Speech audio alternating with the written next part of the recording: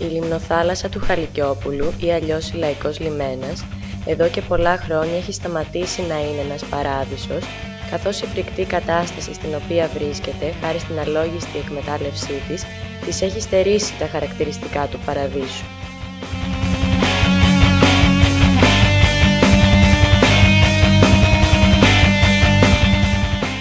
Το Διεθνές Αεροδρόμιο της Κέρκυρας Ιωάννης Καποδίστριας, για να κτιστεί, έχει καταπατήσει μέρος της λιμνοθάλασσας και εκτός αυτού, τα αεροπλάνα, κατά την απογείωση ή την προσγείωσή τους, τη ρηπαίνουν με τα καυσαέρια και τον ήχο των μηχανών τους.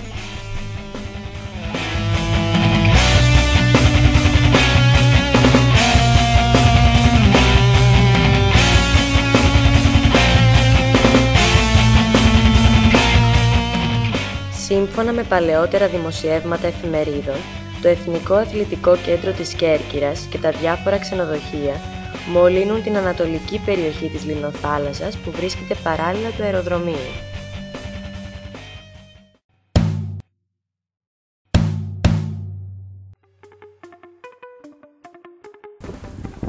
Εμείς περιηγηθήκαμε στη βορειοδυτική πλευρά της λιμνοθάλασσας. Είναι αλικές. Μέχρι το 1805 λειτουργούσε ο χώρος σαν αλικές. Οδηγός μας ο κύριος Αριστίδης Κλαβούνος, πρόεδρος του Συλλόγου Προστασίας του Ηλαϊκού Λιμένα. Ανάμεσα από τον αεροδιάδρομο και τη βιοτεχνία Βιομπετών Ευαγγέλου, τα πλάνα δείχνουν καθαρά τις εγκαταστάσεις του αεροδρομίου πάνω στη λιμνοθάλασσα.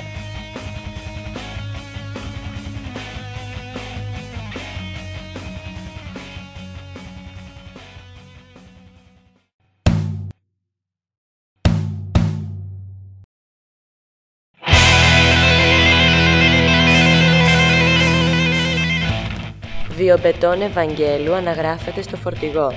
Η βιοτεχνία αυτή στηρίζει την ύπαρξή της στην καταπάτηση εκτάσεων γης γύρω από τον Ηλαϊκό Λιμένα.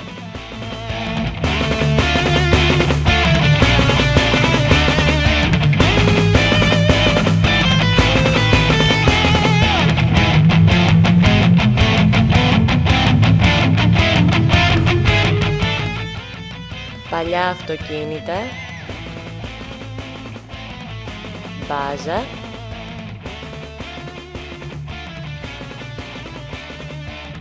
βαρέλια πετρελαίου,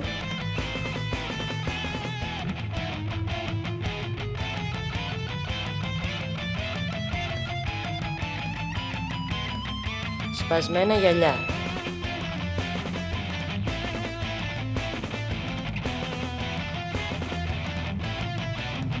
Η εφημερίδα Ενημέρωση το έτος 1996 αναφέρει σε άρθρο της ότι ο Ευαγγέλου ξεπλένει τις μπετονιέρες του σελάκους που καταλήγουν σε χαντάκια, τα οποία σε πιθανή υπερχείληση οδηγούν τα υπολείμματα στη λιμνοθάλασσα.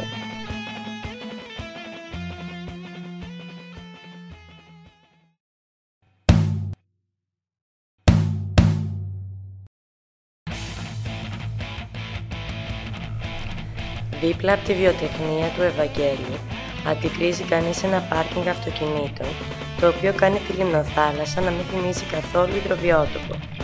Η απάντηση της νομαρχίας στην ερώτηση ποιος έφτιαξε το πάρκινγκ και σε ποιον ανήκουν τα αυτοκίνητα που βρίσκονται σε αυτό ήταν «δεν γνωρίζουμε». Είναι δυνατόν να μην γνωρίζουν οι αρμόδιοι?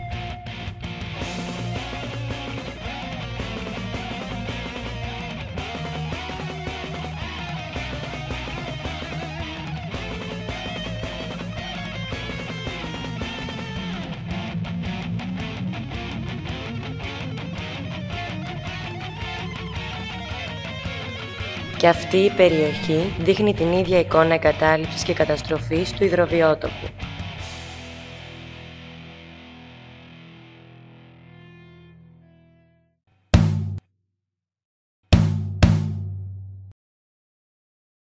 Τώρα βρισκόμαστε στο δυτικό κομμάτι της λίμνης, όπου υπάρχουν εγκαταστάσεις της ΔΕΙΑΚ.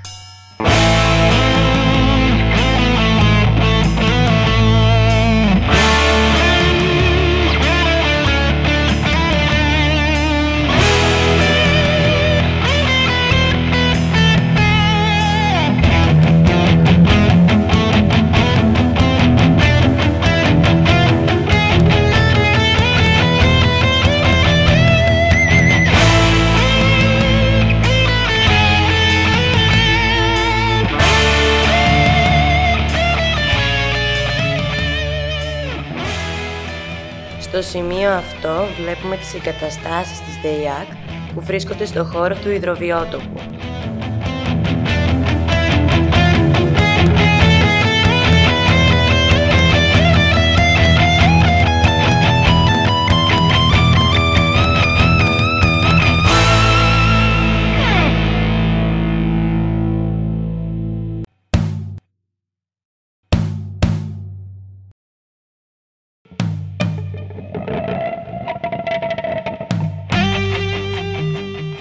Σοκαριστικές είναι οι εικόνες που δείχνουν τα σειρματοπλέγματα τοποθετημένα από ιδιώτες να βρίσκονται μέσα στις ακτές, καταστρέφοντάς τες και εμποδίζοντας τους απλούς πολίτες την πρόσβασή τους.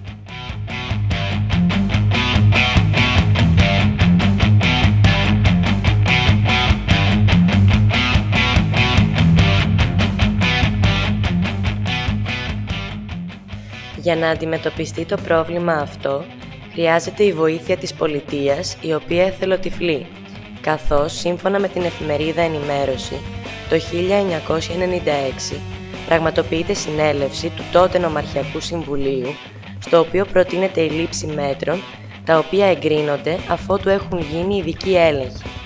Τα χρόνια περνούν και στεκόμαστε στις 25 Ιανουαρίου 2007, όπου αποδίδεται το ψήφισμα για τον Ηλαϊκό Λιμένα, που έγινε στις 22 Γενάρη του 2007, στο οποίο αποφασίστηκε και ομόφωνα ψηφίστηκε από το Νομαρχιακό Συμβούλιο η άμεση οριοθέτηση του Αιγιαλού και της παραλίας του Ηλαϊκού Λιμένα μετά από πρόταση του νομάρχη Στέφανου Πουλημένου.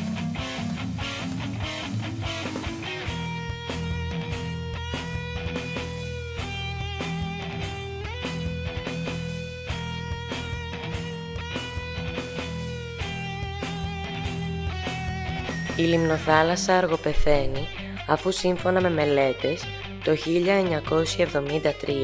ο πληθυσμός των ψαριών ήταν 45.000 και το 1991 έφτασε τα 1.500. Σήμερα μετρήσεις δεν γίνονται. Δεν θέλουμε μια νεκρή λιμνοθάλασσα, αλλά έναν υδροβιότοπο προσβάσιμο σε όλους, που θα χαρίζει τη μαγεία του σε κάθε πολίτη της Κέρκυρας και σε κάθε μορφή ζωής.